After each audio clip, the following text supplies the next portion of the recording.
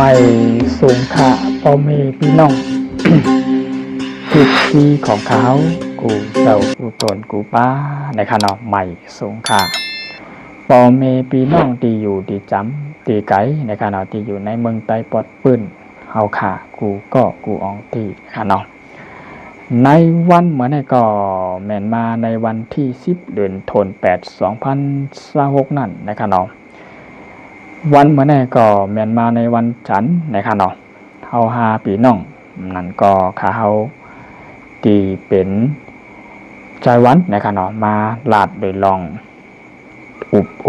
การอิดอ่อนปอดตอนหนึ่งเกี่ยวกับไปลอง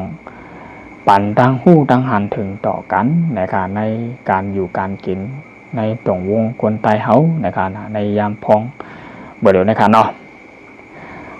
ว่าอยู่ตีจำตีไกลอยู่กับไรเสียมว่าค่ะเนาะพี่น้องเจ้าคือตายเฮาขาพี่น้องคนไตนั่นก็เฮาขาพี่น้องเจ้าคือไตนะคะเนาะลาดโดยลองตีเฮาเป็นพี่น้องคนเหตุการณ์ในแห่งการยานเมืองนั่นนะคะเนาะจึงหนังปีใจคำเหล่าเฮาเปิ่นก็ไหลมาปั่นดังหูดังหันถึงเหมือนกันนะคะเนาะนั้นก็ปีน้องเจ้าคือไตเฮานะครับนั่นก็พี่น้องผู้ที่อันสนใจประวัตินาด้วยข่าวด้วยเงานั่นก็ติดตามเลยลองการอยู่การกินในตรงวงคนไตเฮานั่นนะครับเนาะไหลมีดังปีใจป่วยแก้วนะครับเพิ่นก็มาลาดถึงโดยลองปั่นตั้งหูตั้งหันถึงนะครับเนาะต่อกันนะครับเนาะเฮาหาพี่น้องนะครับเนาะขาวย้อนลาดเป็นความอิดอ่อนปอดตอนหนึ่งนะครับเนาะเฮาหาพี่น้องเจ้าคือไตเหมือนกันนะครับเนาะอยู่จำอยู่ไกลอยู่บ้านไหนอยู่เมืองไหนเนี่ยก็เฮาหาหลูหมอตึงปังเข้าหากันนะครับเนาะอย่าให้มีลาดลอยลองเฮาว่าเก่าว่าไม่ว่าเก่านะครับเนาะเก่าเสียไม่เสียเก่านะครับเนาะโปลาดลอยลองปั่นตั้งหูตั้งหันถึงต่อกันในข้าวแต่ลาดรวยลองปั่นตั้งหันถึงนะครับนะมีแต่ลองดีๆนะครับตอนตาพี่น้องคนคือไตเฮาปลาดังอีกปลาตั้งไตกอดไตเสนะครับเนาะคำว่าปีน้องเขาก็ไหลเสียมบานอที่อันเป็นปลาเป็นลุงเป็นหน้าเป็นอันมีตั้งหูน้ำตั้งหันถึงตั้งหันกว้างนั่นนะก็อันหูกะคาเฮานะก็มันก็มีตั้งน้ำตั้งไหลนะก็มังข้อมังกั้มคาเฮาก็อาบตีไลลาดกว่าพิษเปิงกว่าในการกล้ามคอไหลอิดอ่อนปอดตอนหนึ่งโปเมียนโปถูกอกถูกใจลาดโปเลยลองความจับแลบมันห้ามนั่นก็ลาดโปเข้มถ่อมโปหลีนั่นแล้วก็ย้อนน้อมใหญ่น้ำนะครับย้อนน้อมแหล่ปันตั้งข้องใหญ่น้ำนะครับเนาะเฮามาลาดเลยลองในข้าวคิวยามเลยนะครับเนาะการอยู่การเศร้าการกินในการออกการเฮ็ดงานในการออกการที่เขาใจเลยลองลดก้าในการออกอันเป็นปีน้องเจ้าคือไตเฮาในการออกพวกเฮาห้ามาหมอกมาลาดกันในพวกเฮาห้ามาปั่นตั้งหันตั้งหูตั้งหันถึงต่อกันในการออกมันก็เตะให้เปิ้นมาอีหลูเฮาเตะให้เปิ้นมาฮักมาหอมมาแป้งเฮาในมันเฮากอมใจเนื้อเลือดจึคือเปิ้นนะครับเนาะบ่เฮาหาพี่น้องคนไตเฮาหาพี่น้องเหมือนกันบ่ห้ำหมอเติ่งปางเข้าหากันห้ำหมอลาดต่อกันห้ำหมอฮักกันห้ำหมอเข้าใจกันไหนภัยดีมาอีหลูเฮาขาลาไปดีมาเข้าใจเฮาขาภัยดีมาปั่นตั้งหูตั้งหันถึงเฮาขาเนาะในว่าตีเขาก็เป็นพี่น้องคนใต้ก็หนึ่งเหนั่นก็เป็นวัยรุ่นยุคใหม่นะครับเนาะเป็นก้นรุ่นเป็นก้นกับปานตั้งอันขึ้นมาใหม่นะครับเนาะเขาก็มีโดยลองตั้งหูตั้งหันถึงจึงหือเนี่ยก็อันมันตีเกี่ยวก็เป็นลองให้มันเป็นพรดีเนี่ยตอนตาพี่น้องเจ้าคือใต้เขานั่นเนี่ยเขาก็มีตั้งเกี่ยวตั้งมวลตั้งเสื่อใจในการหนังพวกแต่ไรปันตั้งหูตั้งหันถึงต่อกันนั่นนะครับเนาะเฮาหาหนังกันเฮาหลมมอตึงปางกันนะครับว่าเฮาหาหนังกันเฮาหลมมอหักกันนะครับว่าเฮาหาหนังกันเฮาหลมมอเข้าใจและปองแรงเหนือกันนะครับเนาะอย่าให้มีว่า ปิ้นว่าเฮาในอย่าให้เปิ้นเลยว่าหังเฮาอย่าให้เปิ้นเลยซี่เฮาอย่าให้เปิ้นเลยนี่เฮาในจึงว่าในขณะเนาะพอเฮาอ่ำหมอเติ่งปางหาการพอเฮาหมอฮักกันไหนตีไปเปิ้นอันเป็นต่างชื่อจางคือแต่ว่าดังเบิ่งนะหายเปิ้นมาหันถึงจอมให้เปิ้นมาเอ็นดูฮักเขาได้มีวันค่ะเนาะมีวันค่ะปอไปพี่น้องเฮาเขาเขียมน้องยิงน้องใจปาหน้าลงอากูเจ้ากูเตือนกูป้านะครับเนาะกูก็นะครับเนาะเฮาห้าหนังการเฮาก็ลมหมออุบหมอลากหมอจาต่อการหมอปันตั้งหันถึงต่อการหมอมีน้ำใจต่อการนะครับเนาะต้องลาดว่าต้องว่นว่าเก่าขาเป็นก้นที่เหตุการณ์เข้มหนาสูงหนาเงินเรือนดีหนาสู่ในเหตุการณ์ก่อสร้างกล้วยสู่ในเหตุการณ์จึงนั้นกล้วยเงินเรือนสู่ในอะไรอีกกะเฮากล้วยเนี่ยอย่าให้เลยมีกามขอในหนึ่งกันค่ะเนาะเฮาหาพี่น้องใต้หนังกันเหตุการณ์จึงหือก็เป็นเงินรายวัดนึงก็เป็นเงินราย5 บาทก็เป็นเงินราย10 บาทก็เป็นเงินนะคะเนาะก็ไปลองก้นเฮาในประมาณลาดโดยลองปักเปิงเป็นเต้มันติดๆนะก้นเฮาได้นะฉากก้นเฮาหนึ่งก็ในก็เต็มตีก็ยาวหนักแขนหนักก็ในกระปานก้นกระปานใหม่นะคะนะ70-80 ปีปากปีเนี่ยลาลิเมียวค่ะเนาะก็ในเสร็จแล้วข้าวย่ามอันว่านั่นมันไวขาขนาดไวหนาขนาดพี่น้องแป๊บหรือก็ไวกันไวหนานะกำก้อยเชียงเดือนกำก้อยเชียงปีนะคะเนาะเพราะฉะนั้นก้นเฮาได้เมื่อไรสิมว่าเพราะว่าเฮาถึงมีลมหายใจอยู่เฮาอยู่ใต้เฮาอยู่เนลินใต้ผ้าเนี่ยโหเฮาที่ผ้าให้ไหนค่ะนะกุ้งกลมหานวันตายหู้หู้แหละเฮาได้ลาวว่าก้นเฮาว่าปุ่งแตกมันไหนกันเนาะปุ่งแตกมันเฮาลาดเลยลองเป็นพี่น้องก้นคือใต้เฮาในขนาดเนาะเจ้าคือใต้เฮาก้อยต่างคือต่างวันต่างมึงนั่นอันนั้นก็อยู่ที่เขาให้ยังก่อนแล้วก็ยาเขาเกี่ยวกันทั้งเฮาลาดได้ลองความเป็นพี่น้องคนตายเฮาแลที่เฮาหมออุบหมอลาดหมอปัตตาหารถึงและฮักกันแป้งกันก็นั่นกุ้ยค่ะเนาะเพราะเฮาลาดเลยลองว่าเฮาว่ายุคโป่งแตกมันว่าอันนั้นAผายกว่านั่นAผายซ้ายนั่นBค่ะเนาะเป็นพี่น้องใต้เหมือนกันนะครับเนาะผายAน่ะเหตุการณ์น่ะเงินเดือนสูงแก่หนานะครับเนาะเรื่องวัดเรื่องไหวก็แก่หนาในบอกนายค่ะนะก็ในผาย B น่ะเป็นเหตุการณ์ก็ในผายปีแน่ผายตัวปีในคณะผายซ่าในเหตุการณ์นี้เรือนบ่แลน้ำแต่พออยู่พอกินมีใจนะครับเนาะเป็นก้นในเหตุการณ์หยาบตากแดดตากฝนอิดการก่อสร้างอันนั้นในห้าในการอดีตมีอันในเฮายุคโป่งแตกมันคณะโป่งแตกเปิงลงมันก้อยค่ะเฮา5 ปีน้องแน่ปีน้องเจ้าคือใต้เหมือนกันในคณะอย่าเอาเฮา5หนังกันขึ้นมาเป็นบนห้องมาเป็นมันจะไม่มาท่องกันขึ้นขนาดว่าอันนี้เข้มนะอันนี้มันเข้มอย่าเฮ็ดขนาดห้ำดีให้มันมีจริงในขนาดเนาะเฮาพี่น้องเจ้าคือใต้เหมือนกันเฮาต้องปันตั้งหู้ปันตั้งหันถึงกัน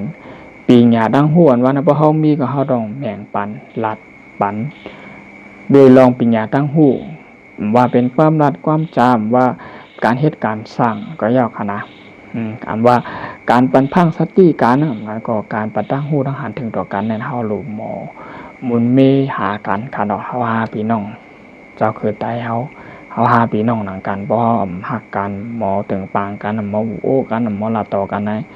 ให้เปิ้นต่างวันต่างเบิ่งต่างเทื่อต่างคืนนะให้เปิ้นมายุกมือสิว่าเฮาฮักซัวเฮารู้ซัวเฮาดีต้วยแถมซัวเฮาดีปุ้ยถึงซัวแน่นอนมีวันมันค่ะนะมีวันมันค่ะกำผ่าลองรายจัดรายปันก็มีวันมันค่ะนะเพราะว่าคือเปิ้นวันเมืองเปิ้นในบ่ดีหายมาฮักมาอีหลูเฮาค่ะนะก็ในสิเลยเฮา5 ปีน้องเขาก็ยุคปุ่งแตกมันค่ะเนาะอย่าปีตุ้ยถูกกันค่ะนะอย่าปีตุ้ยเปิ้นฮ้ออย่าไปทางเรียกทางเคี้อกันนะครับเนาะเฮาเป็นก้น1 จันทร์1 ปานในเฮาต้องพูดว่าเขาเหตุการณ์และเงินเดือนนี้เขาเหตุการณ์เขาเรื่องเงินเดือนเขาก็เป็นก้นเหมือนกันเขาก็เป็นขี้ข้าลูกน้องเหมือนกันค่ะนะไผเสมว่าที่อยู่เหตุการณ์อยู่ในวันเปิ้นเมืองเปิ้นเป็นแห่งการยันเมืองในค่ะนะ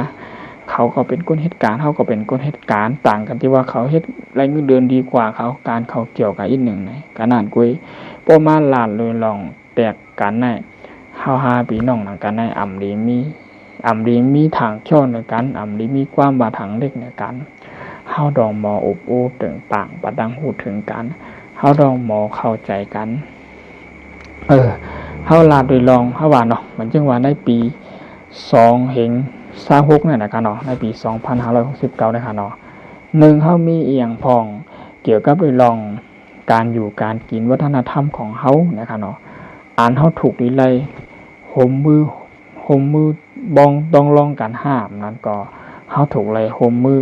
เติ่งปางหาการเฮ็ดสะออนกันเฮ็ดออนกันสร้างห้าเนี่ยมันดีมีขนาดนั้น1ปอก1ลาย1ปีในขณะเฮาเป็นทุงจามแลวัฒนพิงทุงของเฮาเนี่ยเฮาอยู่ไกลไหลเนี่ยก็พิงทุงแลภาษาความรัดความใจเฮาพิงทุงพิงเนี่ยใต้เฮานั้นมันอยู่ในเนื้อในเลือดในอกมโหใจกูก็ค่ะก็เลยเสียมาโป๊กขึ้นชื่อว่าเกิดเป็นลูกเมไตเป็นลูกเมไตลูกปอไตอยู่นั่นไหนมีว่าลืมค่ะ1วัฒนธรรมภาษาพิงเนพิงทุงความรัดความจ๋าเฮาค่ะนะก็ในเสียแลมังเจ้อมังเบี้ยวเนี่ยเฮาอยู่เป็นแขกเมืองเปิ้นนะคะเนาะเฮาก็รู้หมออยู่หรือหมอกินหรือหมอเติงปางกันหรือหมอปันตั้งหูตั้งหันถึงต่อกันหรือหมอฮักหมอแป้งกันเพราะว่าโกนมีตั้งหูนำกว่าเฮาเนี่ยอันเปิ้นเป็นปลาเป็นหน้าเป็นลุงเป็นลาเฮาโลอ่อนนุ่มชาใจยิ่งย่ำพองมาเหลียวในเนาะ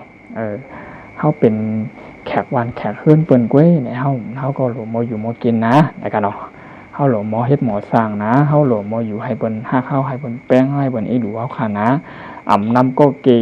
3ปูนให้เปิ้นอีดูเฮาอีกครึ่งปูนก็ดีนะครับเนาะเฮาก็รู้ถ่อมกันเนาะเฮาเป็นลูกเป็นหลานเฮาเป็นก้นกับปันไว้เฮาก็รู้ถ่อมป้าถ่อมลุงสำหน้าสำอาแล้วกันเนาะเปิ้นลาเฮามันก็เป็นเลยลองตั้งหลีนะครับเนาะคำนั้นพอมาวุ่นด้วยว่าในปีนึงในเดือนนึงได้มันมีอีสังละที่พี่น้องชาวคือใต้เฮาที่อันห่มเสียงเป่งปากกันเสในอุบกันลาดกันอุบกันโอ้กันตึงปางหารือกันนั่นไหนเกี่ยวกับไปลองป้ายหู้ทหารถึงต่อกันนั่นไหนเฮ็ดกว่าค่ะเฮ็ดกว่าค่ะนะเพราะเป็นโดยลองดีตอนแต่พี่น้องเจ้าคือใต้เฮาลองดีอันที่เฮ็ดปันจือปันเสียงใต้เฮาให้เป็นที่เปิ้นห้องว่าเปิ้นเปียงพอใจในขณะอันเปิ้นหันจอมนั่นในขณะลองดีตอนตาในวันมึงเปิ้นพ่องในขณะเพราะเฮาเป็นแขกเขาเป็นเจ้าเฮือนเฮาเป็นแขกในขณะเนาะเฮาโหลฮู้ว่าเฮาเป็นไผเฮาลูกกันไหลมาในขณะเฮาเป็นจึงหือในการเฮาฮู้อยู่กูก็ขนาดว่าเป็นจึงหือในกอมในสิแลป้ายว่วนเด่นเฮามีนะคะเนาะป้ายว่วนเด่นเฮามีตั้งฮู้เด่นเฮามีนั่นกูเจ้านำว่าเจ็มเล็กเจ็มใหญ่เจ็มเช่าหนุ่มหายใจยิ่ง3ปาน7แซงคณะเฮาโหลไหลมีตั้งฮู้และตั้งว่วนต่อกันปะตั้งหันถึงต่อกันหมอจอยกันหมอเติงปางหากันในขณะหมออยู่หมอกินหมอเฮ็ดหมอสร้างอยู่ให้เปิ้นฮักว่าจากให้เปิ้นคิดถึงค่ะนะอยู่อย่างให้เขารักจากให้เขาคิดถึงนะครับว่าความจับเล็บนะค่ะนะความไทยก็หมายว่าดีหรือชั่วช่างหัวเขาสิ่งดีๆเรานำมาใช้นะครับเนาะมันก็เป็นความจับเล็บจริงนะครับเนาะดีก็แล้วให้ก็แล้วเรื่องของเขาเฮาเอาตีลีสิ่งที่มันดีนั่นตอนตาเป็นพรดีตอนตาเฮานั่นมาใจตื้อนะครับเนาะ1เฮามีหูเฮาก็หมอถ่อมค่ะเนาะเฮามีตาเฮาก็หมอตุ้ยเฮามีสูบเฮาก็หมอลาดนะครับเนาะเฮามีออกไปว่วนเฮาก็หลบหมอเก็บหมอใจตื้อนะครับเนาะหนังคือให้มันพอเป็นพรดีตอนตาเฮาหาพี่น้องให้มันเป็นพรดีตอนตาพี่น้องจะคือตายเฮานั่นนะครับเนาะหนังคือพอเป็นดีก้นต่างวันต่างเมืองต่างซื่อต่างคือให้บนไรยินดีฮู้จอมยินดีฮับตอนจอมให้เปิ้นพอปิงพอใจป้าในขณะเปิ้นให้เปิ้นฮู้ว่าเฮาเป็นคนที่มีทั้งฮู้ทั้งหันกว้างพี่น้องเจ้าคือใต้เฮาไหนนะครับเนาะอันใจขนาดพี่น้องเจ้าคือใต้ขนาดเป็นคือใหญ่คือลงนะเฮายามมีคือจะคือขุนมากขนาดเฮาเป็นพี่น้อง เจ้าคือไตนะเฮาเป็นพี่น้องคนนับถือศาสนาพุทธนะคะเนาะในหัวปากเต็มเนี่ย99%เนี่ยนับถือศาสนาพระคำพระเป็นเจ้าหมดค่ะนะเปิ้นก็ฮู้นะคะนะด้วยรองการกว่ากาจ้องกาลูกาต้านกาไว้กานั่นกาไหนเนี่ยก็เฮาก็ฮู้ขนาดเนาะข้าวเลยเป็นข้าวไรขิงเลยเป็นขิงไรกับปานยามพองมื้อเหลียวในมันก็เงาลายอันพวกไข่เค็มนะกันเนาะบางชื่อบางมิ้วไหนเฮาหันกว่าเนี่ยก็บ่เปิ้นไรวางเฮากับมันบ่เข้มค่ะเนาะบ่เข้มบ่เปิ้นหันกว่าบ่เปิ้นยุกยองอ้ามเฮาไหนบ่เปิ้นปันตั้งหันถึงต่อเฮาเนี่ยเฮาก็ได้มีชื่อมีเสียงตัวเฮาเสียมกล้าหำได้ป้าตั้งจะคือพี่น้องคนใต้เฮาขนาดเนาะ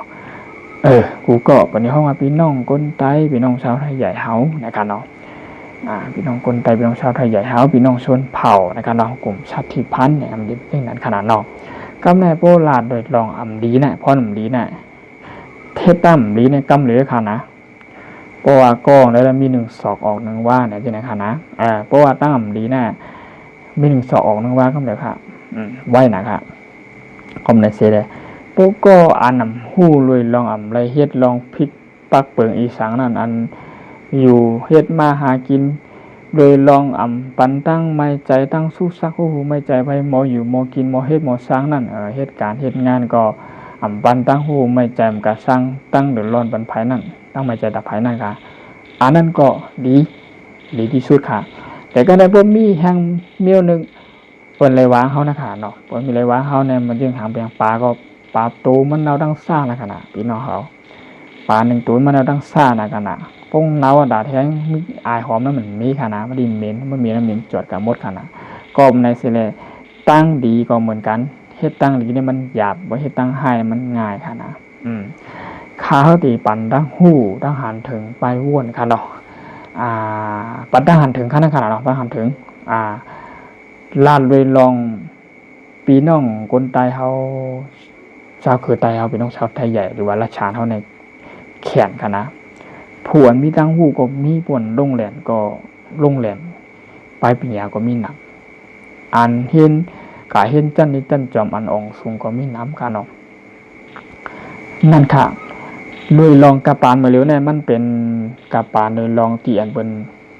อ่อนกันเล่นโซเชียลมีเดียในขนาดเนาะมันจึงว่าเฮาด้วยพงเฮาด้วยมือถือในขนาดคอไหลปันตั้งหู้คอไหลเป็นพ่อนดีตอนดาเฮาก็กึดเหอีกหนึ่งกึดเหไปตัวเหเต็กเหถอมอีกหนึ่งนั่นเปิ้นห้องว่าใจพงให้มีพรดีใจโซเชียลมีเดียให้ปันตั้งหู้ในขนาด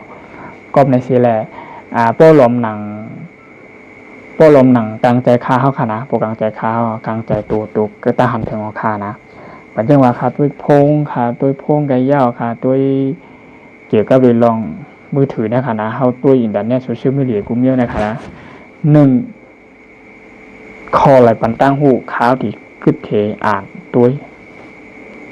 คอไหลที่มันนำจืออำใจอำเป็นพ่อนี่ดอนดาเฮามันอำใจพ่อนี่มีพ่อนี่ดอนดาเฮานั่นปาดหน้าจอเป็นคำเดียวในขณะในโบมาลาดเลยลองกับบานมาเร็วขนาดการใจพงค่ะนะ1พอหันอันในข้าวที่ปันตาหันถึงกันเนาะอันในเฮาก่อมไรวามไรเสียมไรเนียมไรตึงปังว่าไรว่ากันทั้งหลายค่ะนะในลาดเลยลองในตาหันถึงค่ะนะพอเฮาพี่น้องเฮา5พี่น้องเจ้าคือใต้ค่ะเนาะพอหันพี่น้องคนใต้เฮาพี่น้องชาวไทยใหญ่เฮารัชฉานของเฮาเนาะพอเฮ็ดเองที่มันเป็นพรดีตอนตาพี่น้องเจ้าคือใต้เฮาอันมีจื่อมีเสียงอันที่เฮ็ดให้คนต่างวันต่างเมืองต่างคือหันเฮ็ดให้พี่น้องเจ้าคือไทยกูก็เปิ้นยินดีรับตอนแลเปิ้นเพียงพอใจนั่นน่ะเฮาโหลเฮ็ดนั่นน่ะเฮาโหลปันพรดีนั่นน่ะเฮาโหลกับปันแห้งค่ะเนาะโหลปันแห้งค่ะโหลปันแห้งปีน้องเจ้าคือใต้เฮายุคโป่งแตกมาไหนค่ะเนาะมันก็เลยมีการกว่าแข่งขันกันที่รายการที่ชิงที่เป็นการนั่นการแข่งรายการค่ะนั่นเนาะที่ในออกในวิดีโอในทีวีนี่ค่ะนะนั่นเฮาหลบบันทหารถึงน้ำแล้วเขาหลบเอาไปว่วนแลดังเฮ็ดตั้งสร้างนั่นเอา เอาตั้งหูไปปิญญากันนั้นค่ะเฮาวนมาเฮาไล่จึงหือละเฮากับตัววิดีโอโหนั่นเฮาวนมาบ่เฮาตัววิดีโอ1โหแน่เฮาวนมาบ่ตัวพง1อันแน่1กำแน่เฮาเรียนโซเชียลมีเดียเปิ้นก็มีข่าวยาม24นาทีแม่นก็เฮาก็มีข่าวยาม24นาทีเหมือนกันแต่บ่เฮาตัวพงเนี่ยด้วยมือถือแน่ตรงนั้น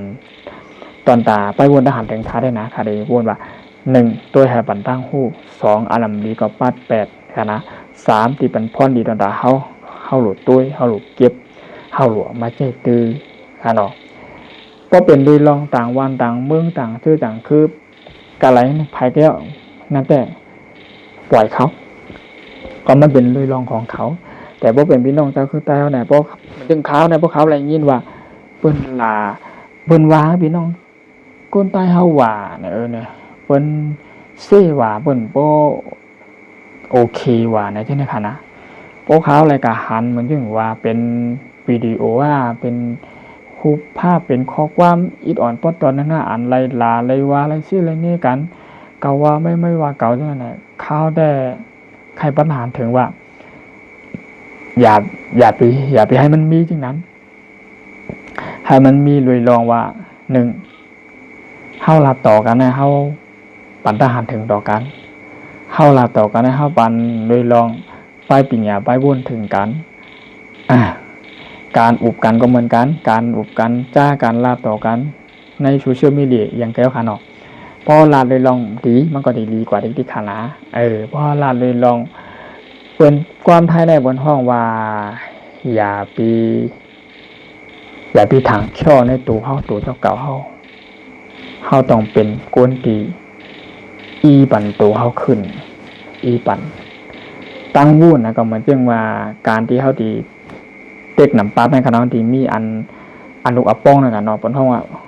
ลบแล้วก็บวกในขณะเนาะพอเฮาใครเป็นกวนตีใจใหญ่ใจยาวมีตั้งวุ่นแหละไปหันถึงสูงค่ะนะแล้วก็ที่เป็นกวนใจเย็นๆนะคะนะ1เพราะเฮากะลาดอีหยังกะยาเฮากะอุบอีหยังกะยาเฮากว่าปันทหารถึงอีหยังกะยาเฮากะเฮาต้วยพงกะยาเฮาต้วยวิดีโออีหยังกะยาค่ะนะที่มันเกี่ยวกับเรื่องโซเชียลมีเดียในโลกออนไลน์นะคะนะเฮาต้องต้วยว่าต้วยเข้ามาให้มันปันทหารถึงเนาะเพราะกะลาได้ลองมันจึงว่าเฮากะได้ลองไปก็ได้เสียกะยาค่ะนะเฮาต้องปันทหารถึงทั้งฮู้กันว่าอย่าป้ากัน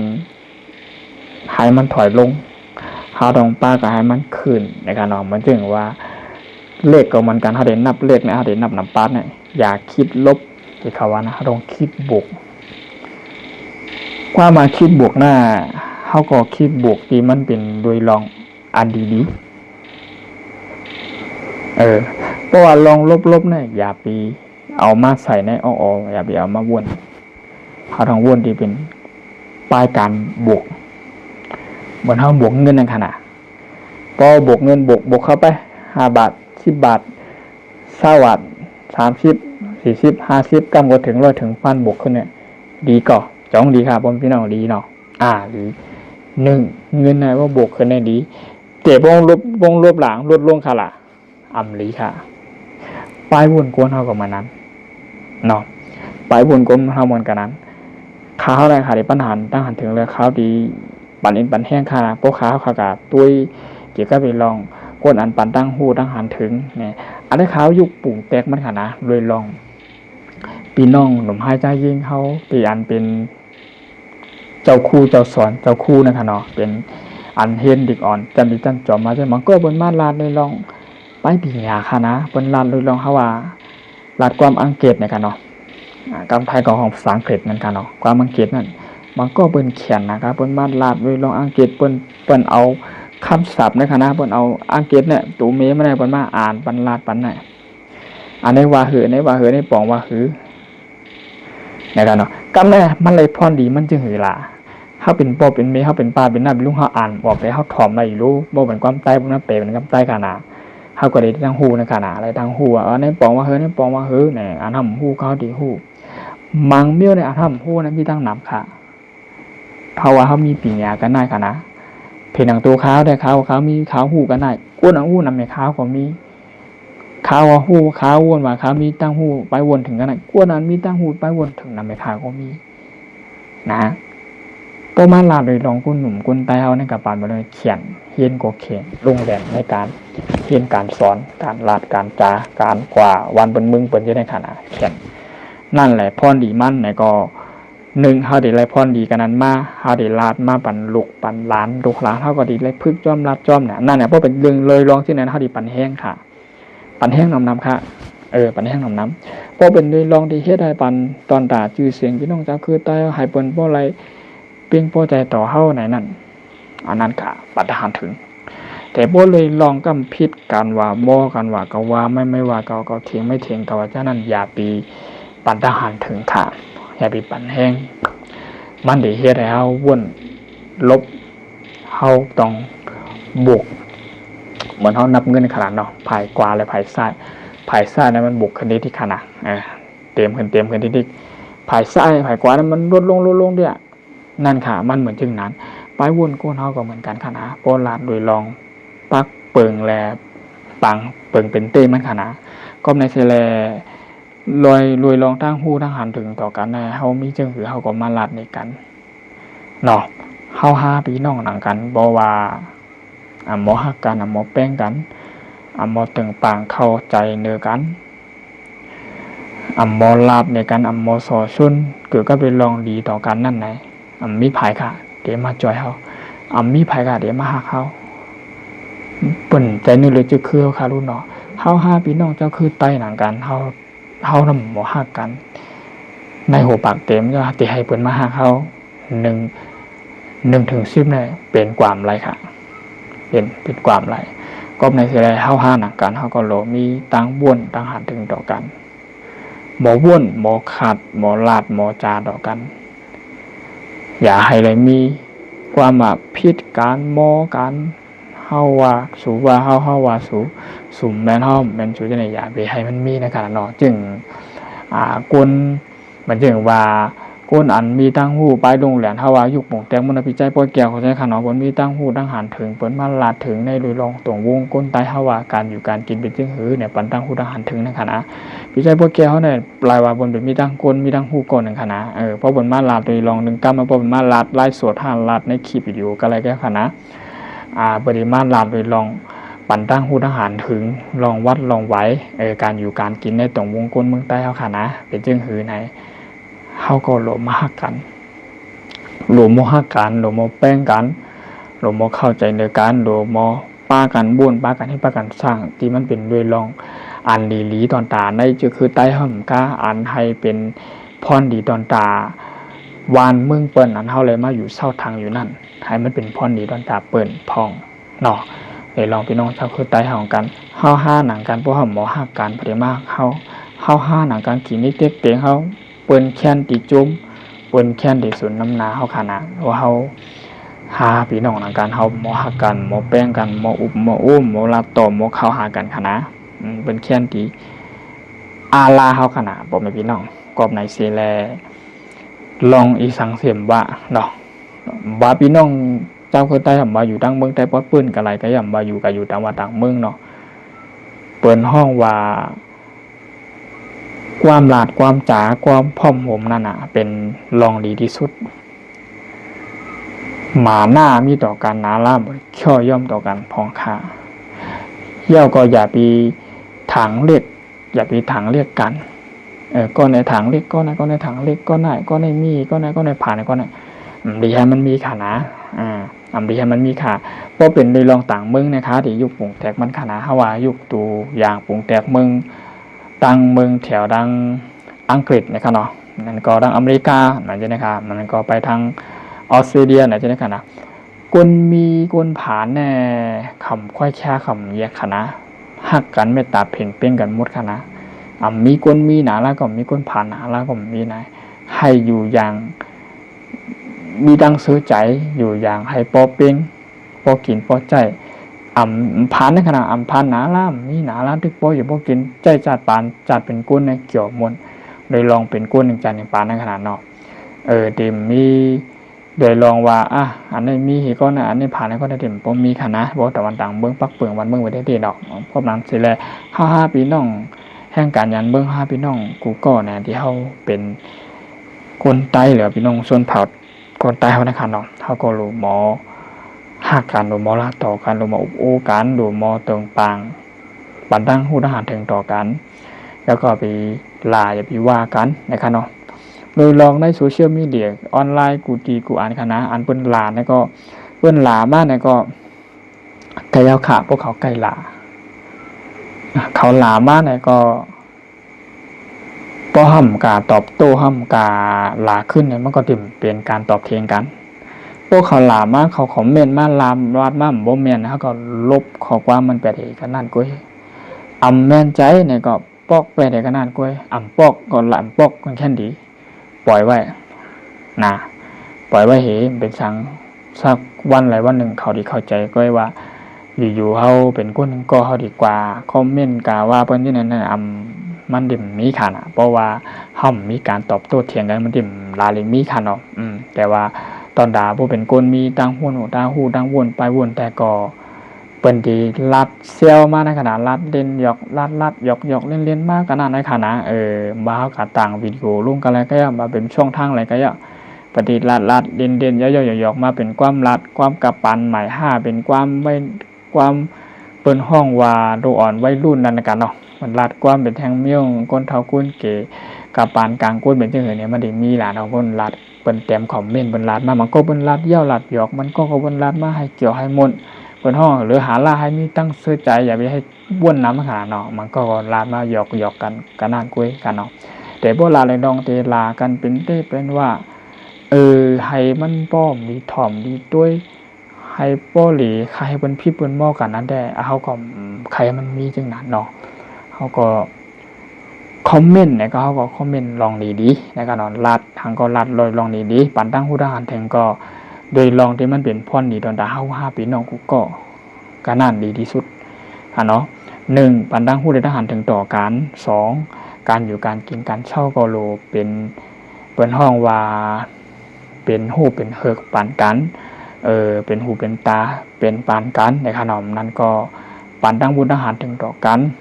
จอยหมอกจอยลาดกันเนี่ยอันไรดีอันดีก็เอาอันเมาก็แปดในขวานน้อง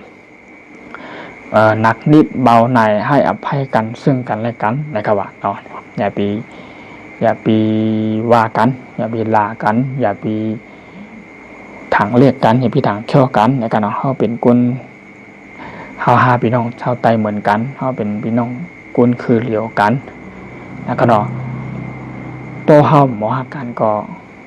ให้เพิ่นมาหาเขาเนี่ยมีวันค่ะเนาะเฮา5หนังกันนั่นแหละโดมอตึงปางกันโดมอปันตั้งฮู้ต่อกันโดมออยู่โดมอกินโดมอเฮ็ดโดมอสร้างโดมอต้วยเปิ้น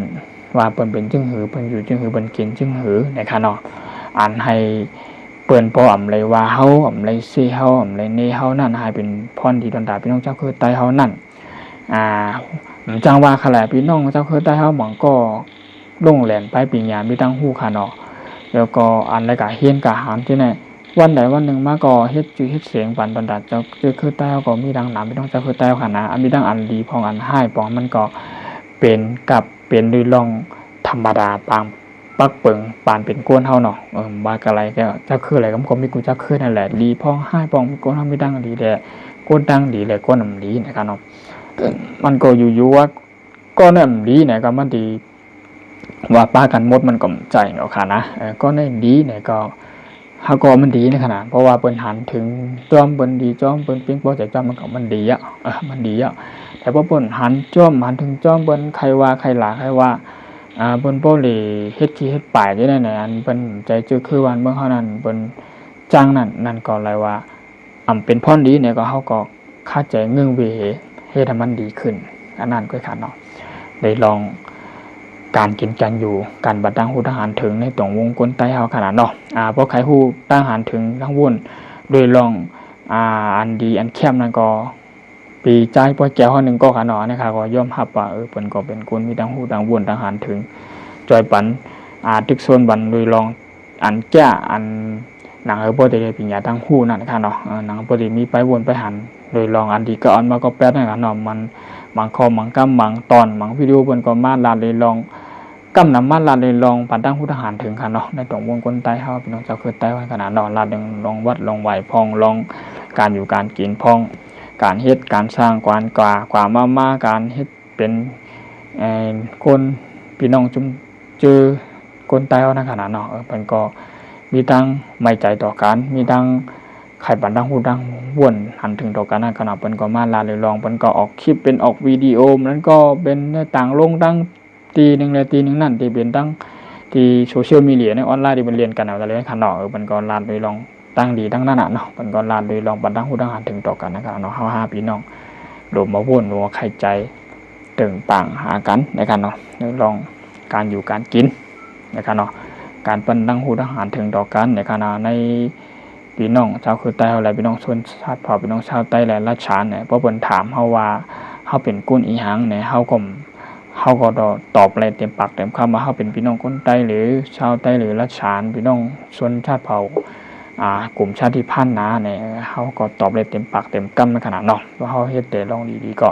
ว่าเฮาเฮ็ดแต่ลองดีพองอันเป็นพรจ้าตอนตาเปิ้นบ่อนอันเป็นป้อใจตอนตาวันเบิ่งเปิ้นเจอคือเปิ้นในเฮาที่ลาจังเปิ้นก็ยุบย้ำเฮาขนาดเนาะเป็นจังนั้นกบในเฉลยว่าปลาตัวมนเนาตัวงนเนาดังซาจังเปิ้นว่าในขนาดเนาะกำในเฮาโหลเฮ็ดให้เหมือนจึงว่ามันจึงเป็นหมอกนะบอกหอมกี่ลึกถึงบ่นั่นหอมหมอกลงเหลือในหอมกากุดีกุแลนั่นเฮาว่าอยู่ปงเตียงก็โถเนาใต้นั่นเนาะอยู่กันแล้วก็กินโถเนาจีโถเนาเฮ็ดน้ำพริกโถเนาตำน้ำพริกโถเนาหอมให้เพิ่นบ่ฮู้ว่าอ๋อโถเนาใต้นี่นาพี่น้องชาวไทยใหญ่พี่น้องคนใต้พี่น้องชาวละฉานนี่นาชอบกินตำน้ำพริกโถเนาน้ำพริกอ่องน้ำพริกผู้เนี่ยมันมีกันนะมันก็บ่รู้จักกันนะกับข้าวเมนูพื้นบ้านของพี่น้องคนใต้เฮากันนะเฮาก็ลาได้ลองตั้งเกี่ยวปองตั้งหมุนปองในกันเนาะเลยมาว่าเลยมาซิมเลยมานี่ไผคันนะปันตั้งฮู้ทางถึงต่อกันแต่ขณะตอนในวันมันก็ยินโจมปอเมพี่น้อง FC ของเขา